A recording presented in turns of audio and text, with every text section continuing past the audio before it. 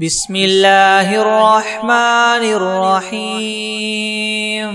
تبارك الذي بيده الملك وهو على كل شيء قدير الذي خلق الموت والحياة ليبلوكم أيكم أحسن عملا وهو العزيز الغفور الذي خلق 7 سماوات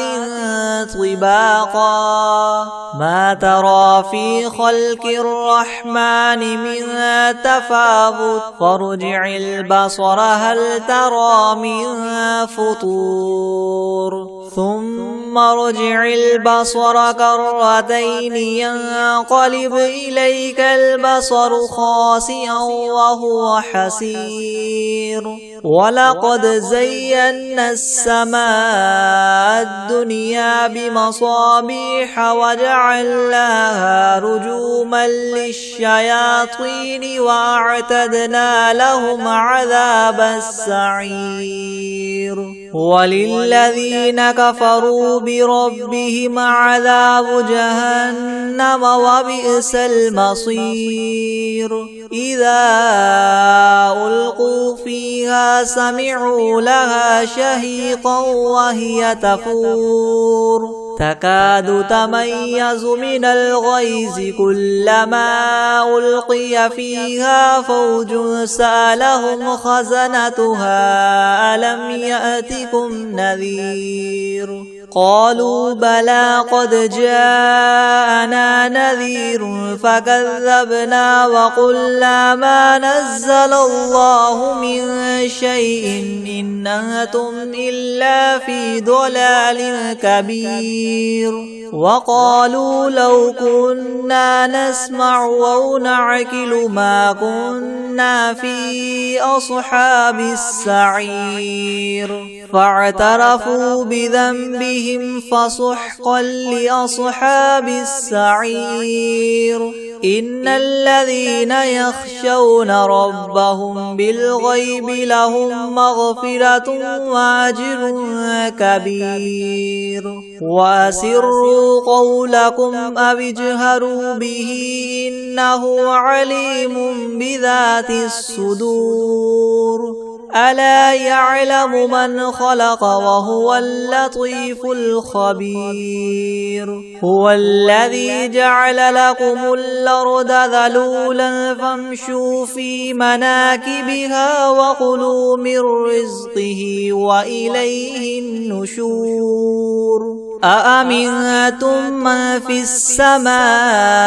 أن يخسف بكم الأرض فإذا هي تمور أم أمنتم من في السماء أن يرسل عليكم حاصبا فستعلمون كيف نذير ولقد كذب الذين من قبلهم فكيف كان نكيري ولم يروا إلى الطير فوقهم صافات ويقبض ما يمسكهن إلا الرحمن إنه بكل شيء بصير أمن هذا الذي هو جند لكم ينصركم من دون الرحمن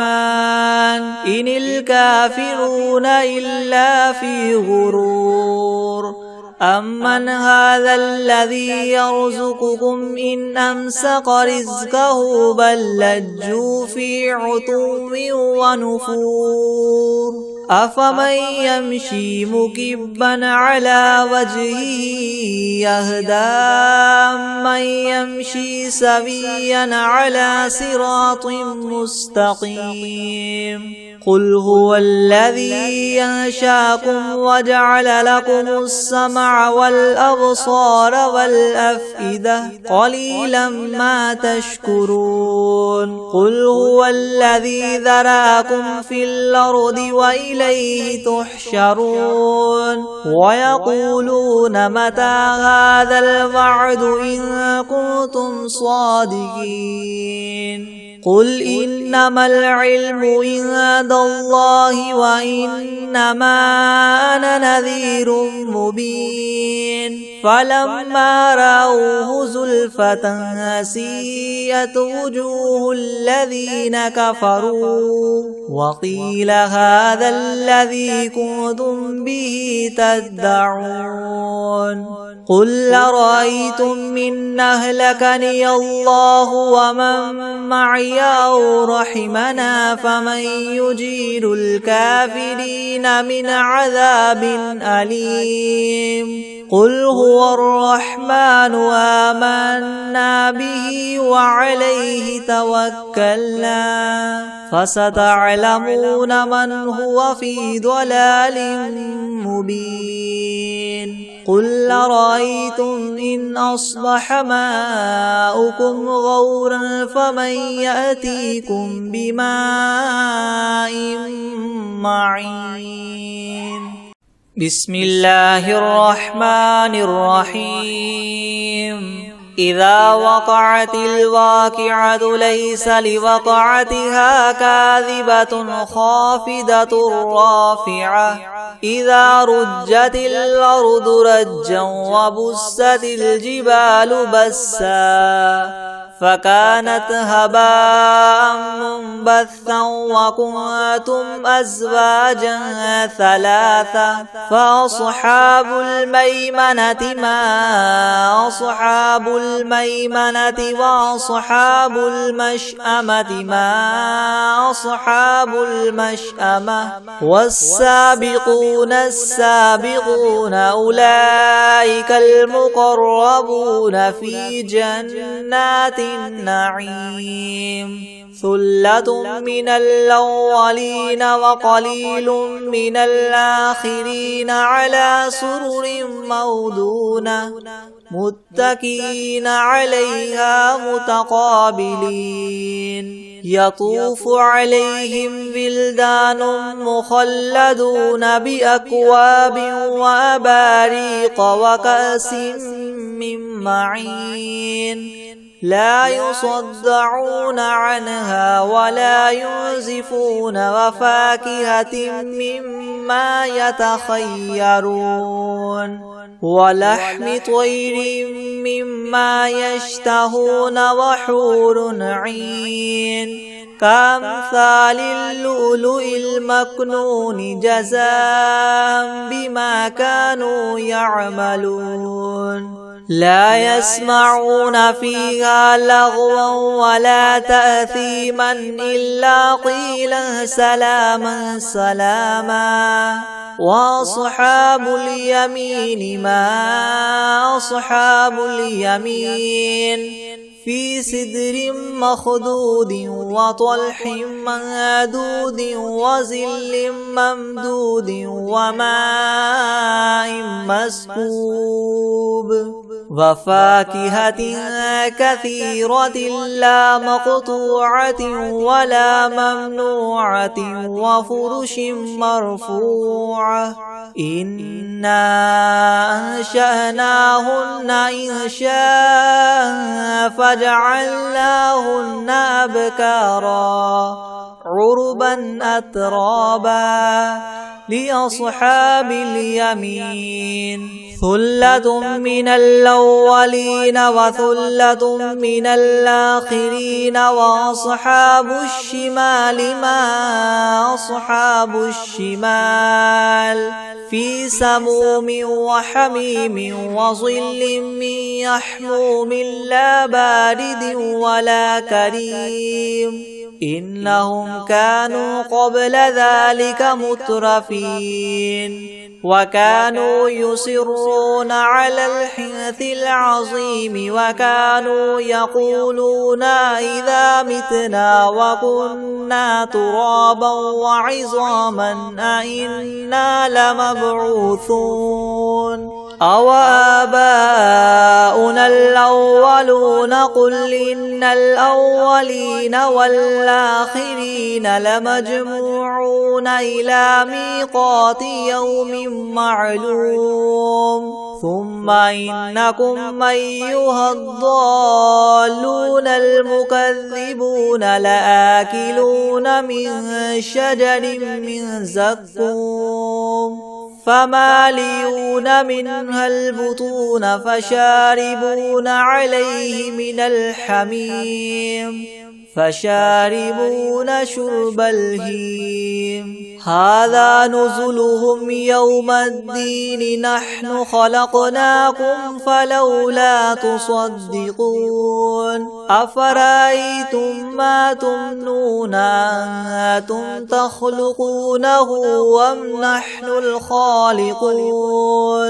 نحن قدرنا بينكم الموت وما نحن بمسبوقين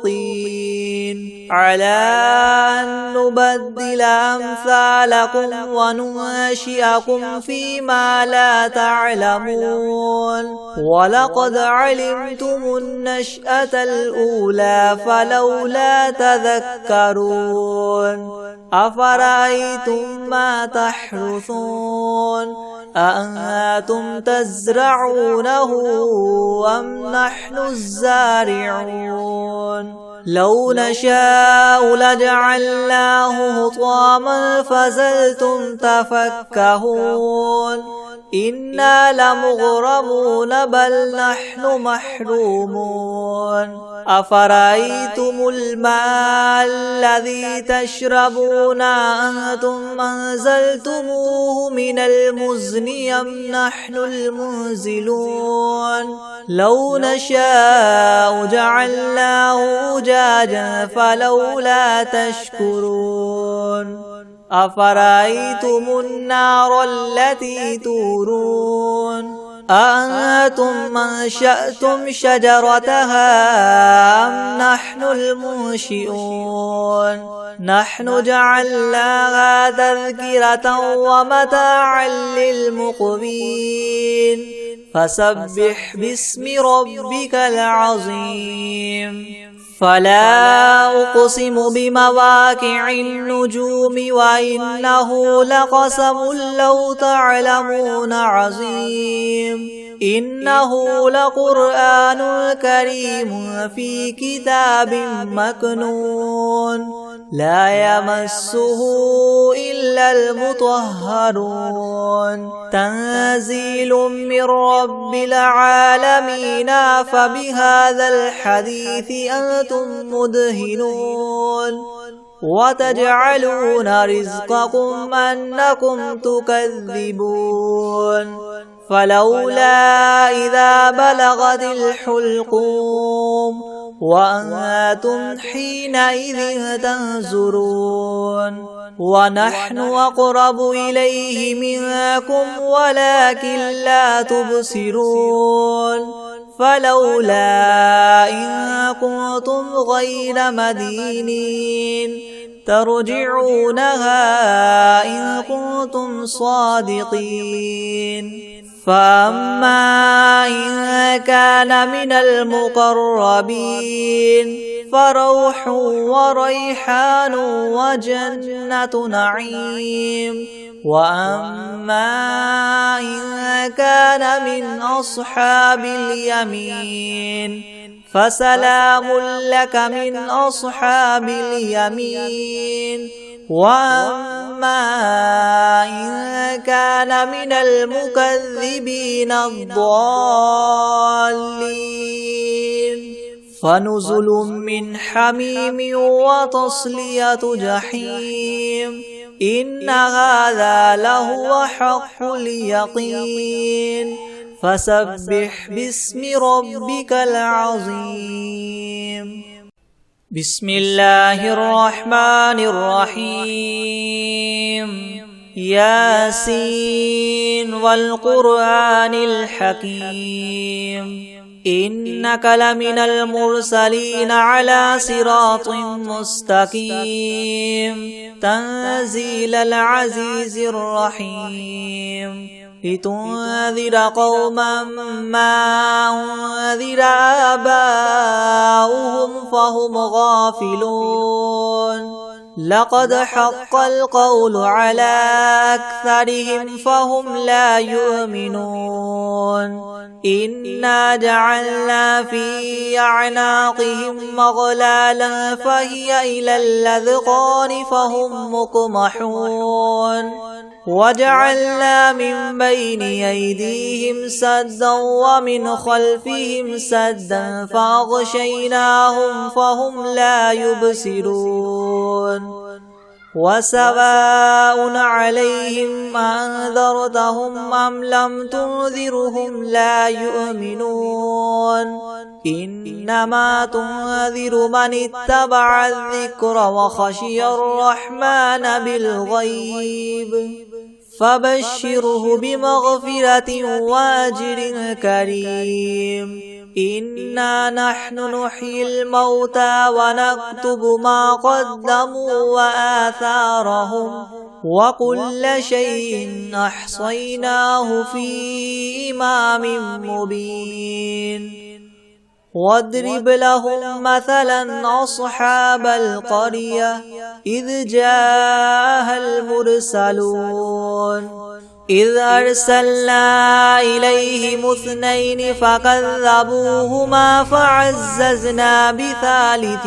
فقالوا إنا إليكم مرسلون قالوا ما أنتم إلا بشر مثلنا وما أنزل الرحمن من شيء إن أنتم إلا تكذبون قالوا ربنا يعلم إنا إليكم لمرسلون وما علينا إلا البلاغ المبين قالوا إنا تطيرنا بكم لئن لم تنتهوا لنرجمنكم وليمسنكم منا عذاب أليم قالوا طائركم معكم إن ذكرتم بل أنتم قوم مسرفون وجاء من أقصى المدينة رجل يسعى قال يا قوم اتبعوا المرسلين اتبعوا من لا يسألكم مجرا وهم مهتدون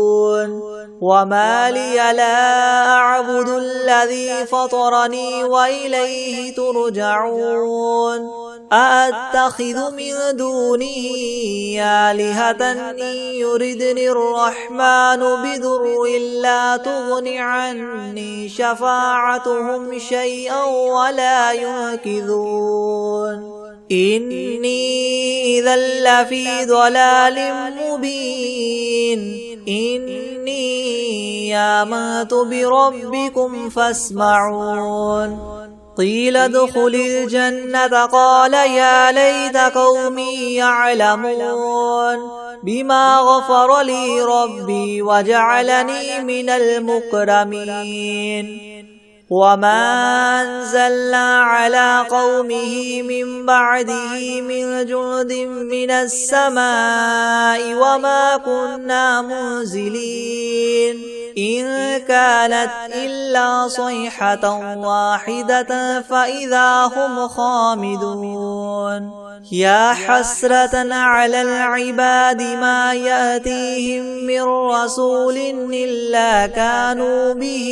يستهزئون ألم يروا كم أهلكنا قبلهم من القرون أنهم إليهم لا يرجعون وإن كل لما جميع لدينا محضرون وآية لهم الأرض الميتة وأحييناها وأخرجنا منها حبا فمنه يأكلون وجعلنا فيها جنات من نخيل وأعناب وفجرنا فيها من العيون ليأكلوا من ثمره وما عملته أيديهم أفلا يشكرون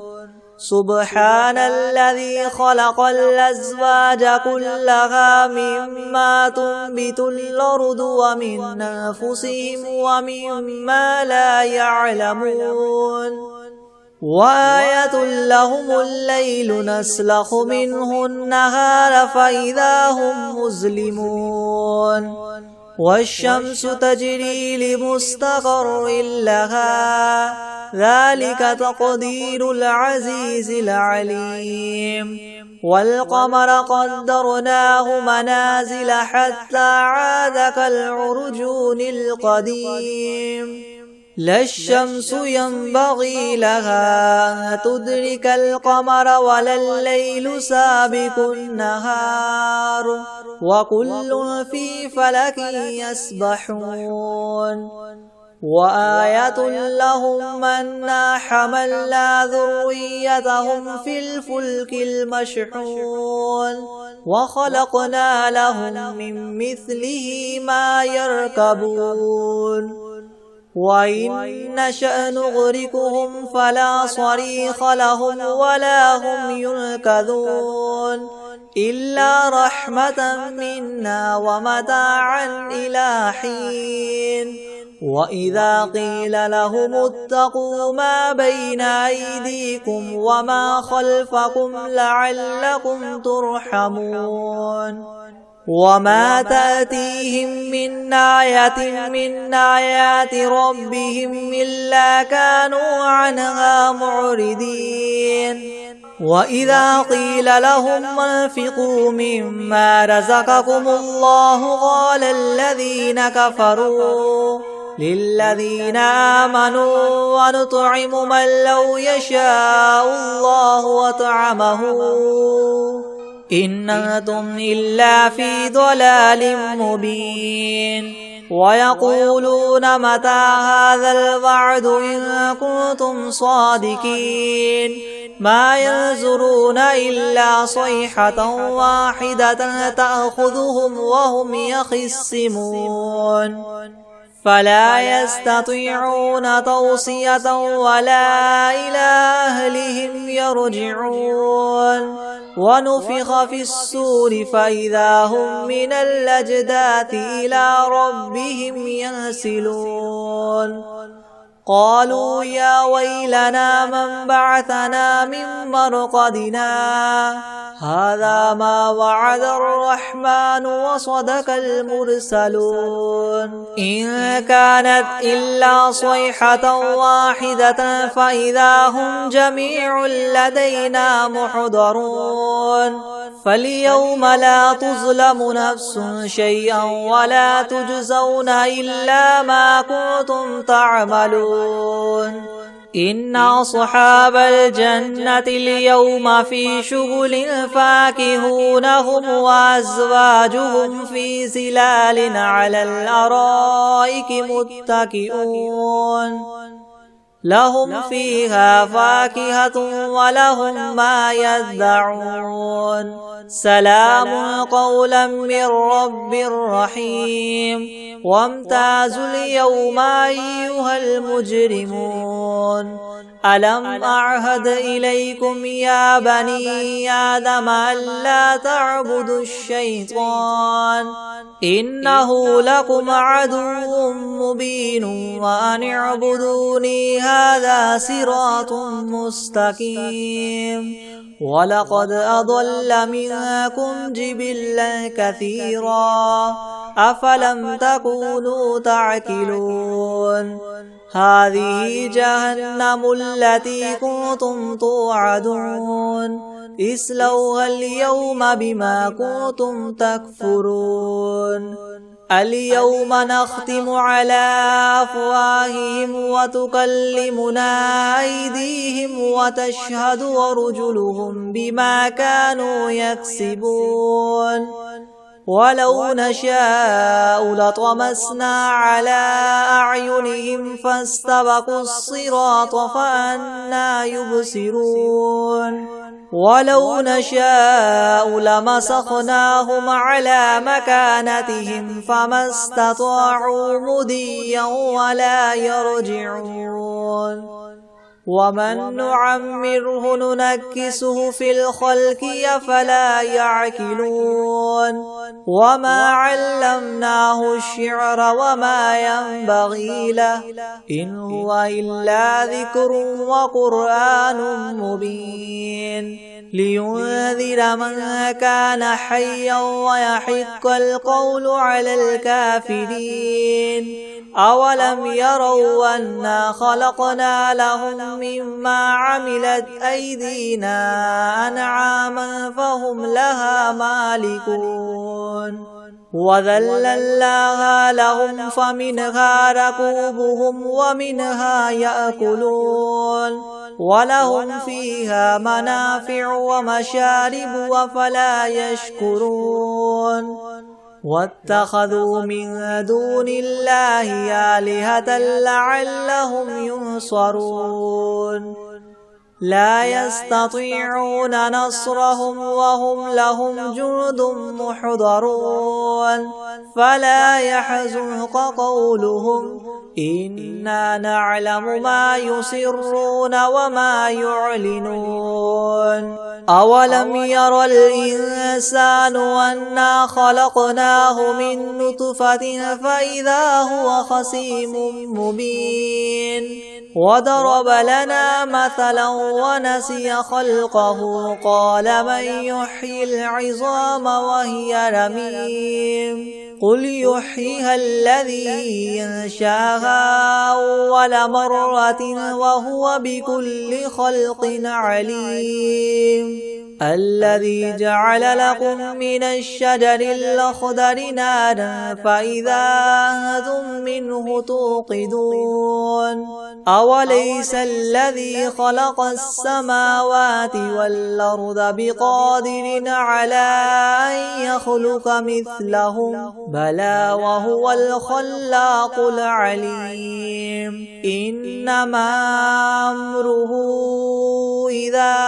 أراد شيئا أن يقول له كن فيكون فسبحان الذي بيده ملكوت كل شيء وإليه ترجعون بسم الله الرحمن الرحيم تبارك الذي بيده الملك وهو على كل شيء قدير الذي خلق الموت والحياة ليبلوكم أيكم أحسن عملا وهو العزيز الغفور الذي خلق 7 سماوات طباقا ما ترى في خلق الرحمن من تفاوت فارجع البصر هل ترى من فطور ثم ارجع البصر كرتين ينقلب إليك البصر خاسئا وهو حسير ولقد زينا السماء الدنيا بمصابيح وجعلناها رجوما للشياطين وأعتدنا لهم عذاب السعير وللذين كفروا بربهم عذاب جهنم وبئس المصير إذا ألقوا فيها سمعوا لها شهيقا وهي تفور تكاد تميز من الغيظ كلما ألقي فيها فوج سألهم خزنتها ألم يأتكم نذير قالوا بلى قد جاءنا نذير فكذبنا وقلنا ما نزل الله من شيء إن أنتم إلا في ضلال كبير وقالوا لو كنا نسمع أو نعقل ما كنا في أصحاب السعير فاعترفوا بذنبهم فسحقا حقا لأصحاب السعير إن الذين يخشون ربهم بالغيب لهم مغفرة وأجر كبير وأسروا قولكم أو اجهروا به إنه عليم بذات الصدور ألا يعلم من خلق وهو اللطيف الخبير هو الذي جعل لكم الأرض ذلولا فامشوا في مناكبها وكلوا من رزقه وإليه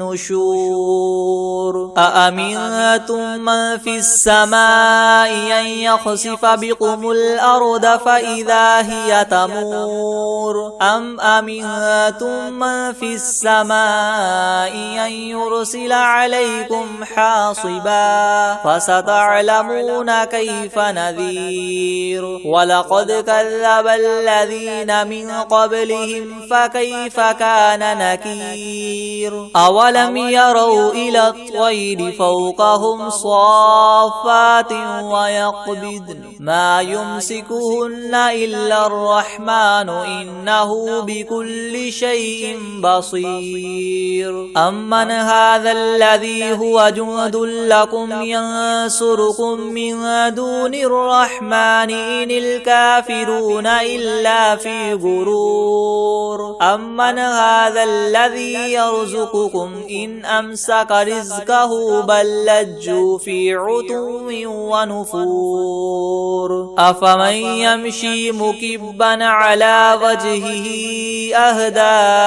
أمن يمشي سويا على صراط مستقيم قل هو الذي ينشأكم وجعل لكم السمع والأبصار والأفئدة قليلا ما تشكرون قل هو الذي ذراكم في الأرض وإليه تحشرون ويقولون متى هذا الوعد إن كنتم صادقين قل إنما العلم عند الله وإنما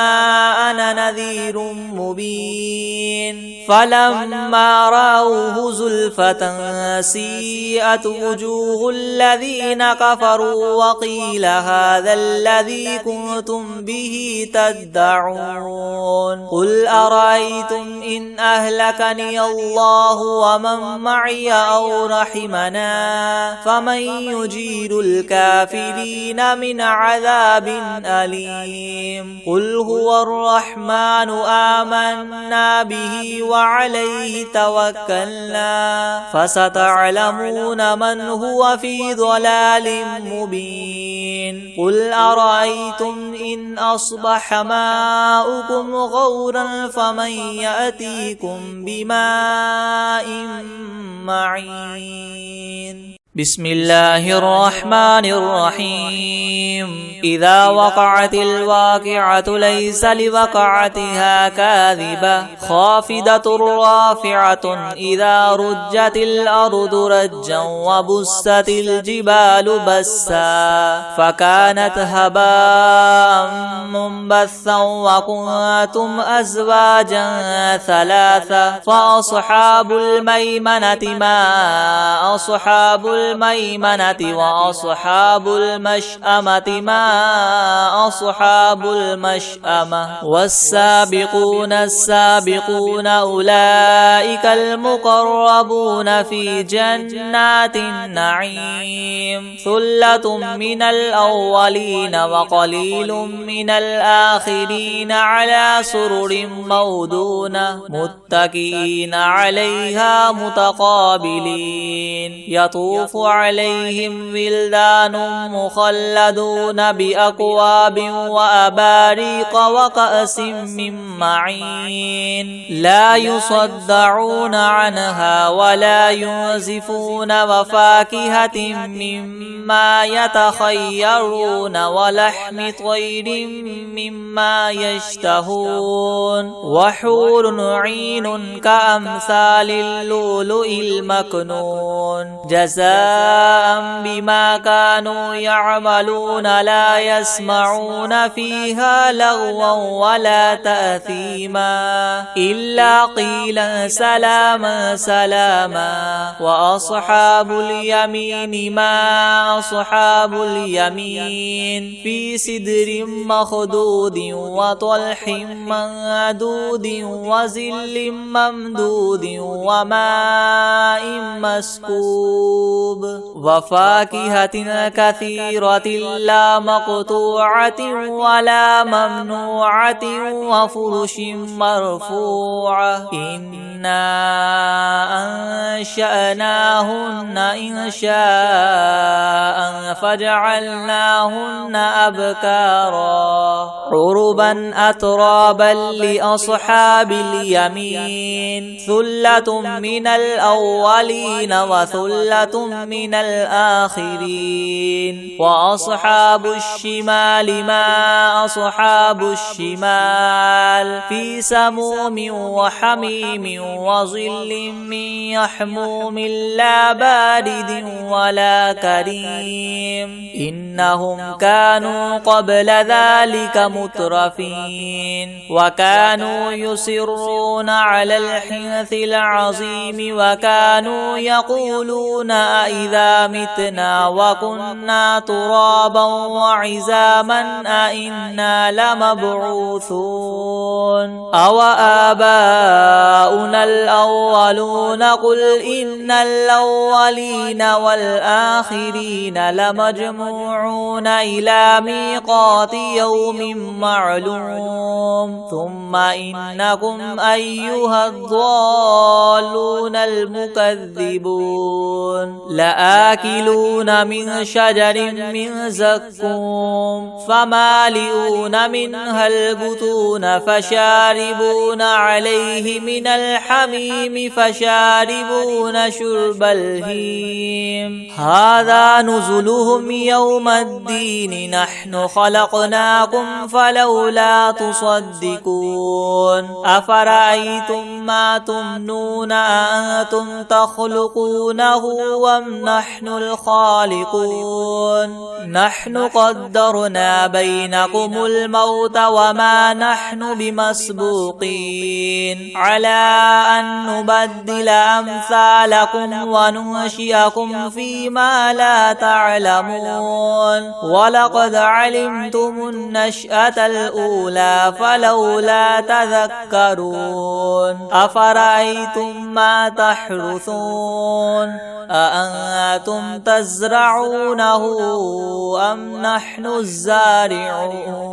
لو نشاء لجعلناه حطاما فظلتم تفكهون إنا لمغرمون بل نحن محرومون أفرأيتم الماء الذي تشربون أأنتم أنزلتموه من المزن أم نحن المنزلون لو نشاء جعلناه أجاجا فلولا تشكرون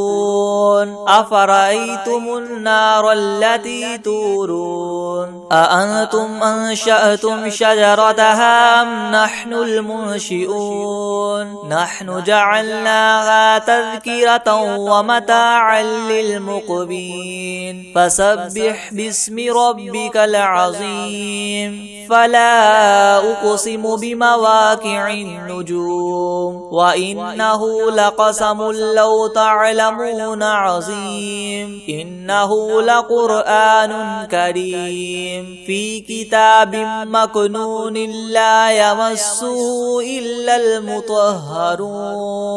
تنزيل من رب العالمين أفبهذا الحديث أنتم مدهنون وتجعلون رزقكم أنكم تكذبون فلولا إذا بلغت الحلقوم وأنتم حينئذ تنظرون ونحن أقرب إليه منكم ولكن لا تبصرون فلولا إن كنتم غير مدينين ترجعونها إن كنتم صادقين فأما إن كان من المقربين فروح وريحان وجنة نعيم وأما إن كان من أصحاب اليمين فسلام لك من أصحاب اليمين وأما إن كان من المكذبين الضالين فنزل من حميم وتصلية جحيم إن هذا لهو حق اليقين فسبح باسم ربك العظيم.